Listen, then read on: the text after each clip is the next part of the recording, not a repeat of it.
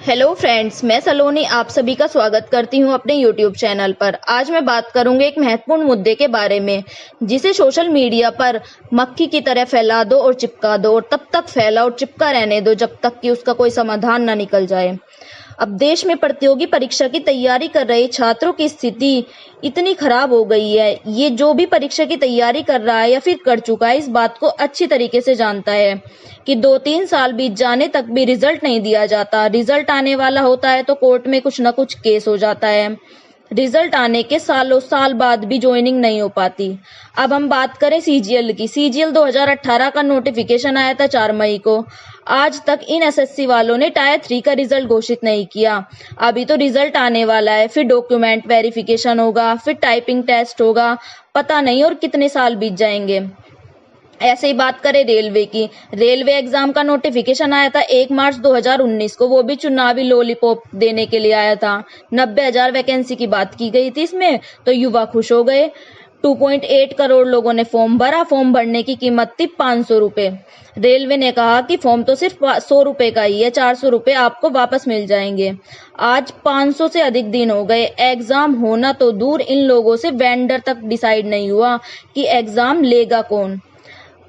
ऐसी बात करें हम 69,000 शिक्षक भर्ती के बारे में। शिक्षक भर्ती का विज्ञापन आया था 2018 को, उसकी परीक्षा हुई 6 जनवरी 2019 को और रिजल्ट आया 2020 में। रिजल्ट तो आया, उसके बाद उनकी ज्वाइनिंग नहीं हुई, फिर कोर्ट में केस पड़ा है, पता नहीं कब तक समाधान होगा। आगामी शिक्षक भर्ती के बारे में बोला गया है कि जब तक ये 69,000 शिक्षक भर्ती पूरी नहीं हो जाती तब तक आगामी भर्ती नहीं आएगी। अब हमने कब बोला है कि तुम उस शिक्षक भर्ती को पूरा मत करो? हम कहते हैं कि पहले 69,000 शिक्षक भर्ती को पूरा करो और फिर आगामी शिक्षक भर्ती का विज्ञापन जारी करो, ताकि जो परीक्षा की तैयारी कर रहे हैं, जो उसकी काबिलियत रखते हैं, जो डिजर्व करते हैं, जो असली मेहनत करते हैं, जो जिस काम के काबिल होता है, उसको वो काम मिल सके, वो हासिल कर सके।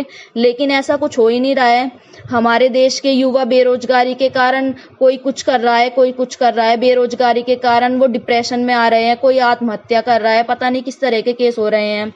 अब ये सारे सवाल तो हमारे देश के मीडिया को सरकार से करने चाहिए, लेकिन इन बिके हुए मीडिया से हम उम्मीद भी क्या कर सकते हैं कि ये क्या करेंगे।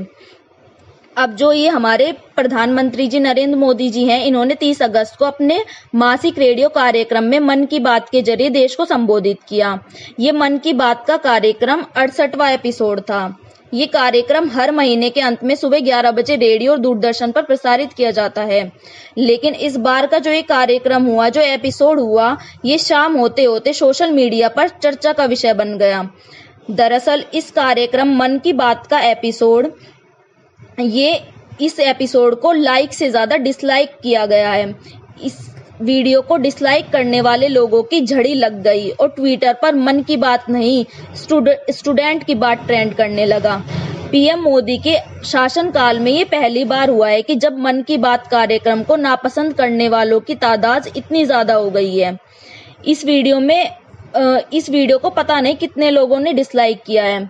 अब डिसलाइक करने का कारण क्या है? इस वीडियो को डिसलाइक करने का कारण यह है कि हमारे जो बेरोजगार युवा हैं, उनका कहना है कि यदि चुनाव की प्रक्रिया 1 महीने में पूरी हो सकती है तो फिर भर्ती परीक्षा में इतना विलंब क्यों होता है? अगर जो बेरोजगारों के साथ हो रहा है वही इन नेताओं के साथ हो तो इन्हें कैसा लगेगा? माना चुनाव का नामांकन आज किया जाए और चुनाव 2 साल बाद करवाए जाएं, फिर उसके 1 साल बाद परिणाम घोषित हो।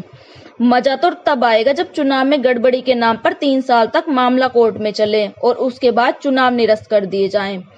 तब इन राजनेता और सरकार को देश के युवाओं के बारे में पता चलेगा। देश के युवाओं का कहना है कि आज कोई भी सरकारी नौकरी बिना भ्रष्टाचार के नहीं होती। हर एक सरकारी नौकरी में कहीं ना कहीं राजनीति आ ही जाती है, जिसकी वजह से बेरोजगार युवाओं के भविष्य के साथ खिलवाड़ होता आ रहा है। युवाओं का कहना है कि पीएम नरेंद्र मोदी अपने मन की बात में कभी भी रोजगार पर बात क्यों नहीं करते? सरकारी नौकरी की तैयारी कर रहे लोगों के बारे में सरकार को कोई भी ख्याल क्यों नहीं आता?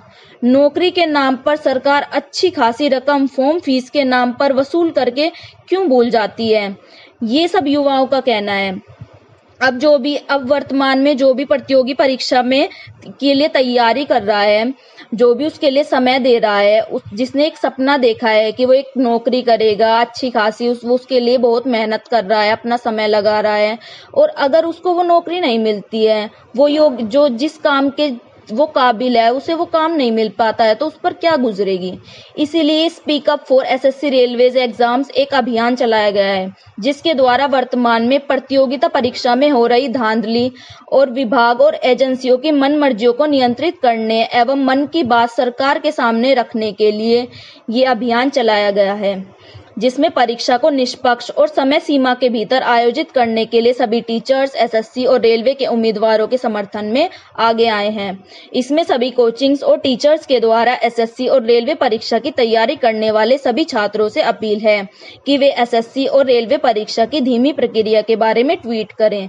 और ये बात सिर्फ एसएससी के साथ ही, एसएससी और रेलवे के साथ नहीं है, ये चाहे कोई भी युवा हो, वो किसी भी फील्ड का हो, चाहे टीचिंग फील्ड का हो, एसएससी का हो, वो कोई भी कंपटीशन एग्जाम की तैयारी कर रहा हो, वो सभी के साथ है। सभी युवाओं को एक साथ आगे बढ़ना होगा, जिनका जो सपना है वो पूरा करने के लिए, तभी उनका जो सपना है वो उन्हें मिल सकता है, हासिल हो सकता है। तो इसलिए सभी जो भी टीचर्स हैं, जो भी युवा हैं, जो भी किसी भी चीज की तैयारी कर रहे हैं, वे हैशटैग ट्विटर पर जाकर हैशटैग ट्रेंड करें, speak up for teachers, speak up for SSC railways, इन सभी हैशटैग के साथ ट्विटर पर ट्रेंड कराएं, ताकि जो हमारे युवाओं की बात है वो सरकार तक पहुंच सके और सरकार को भी पता चल सके कि हमारे देश के युवा अपने हक के लिए लड़ना भी जानते हैं और अपने हक को लेना भी जानते हैं। इस तरह से मैं अपनी अपने शब्दों पर विराम लगाती हूँ। आप सभी को मेरी बात अच्छे से समझ आ गई होगी, इस उम्मीद के साथ। धन्यवाद।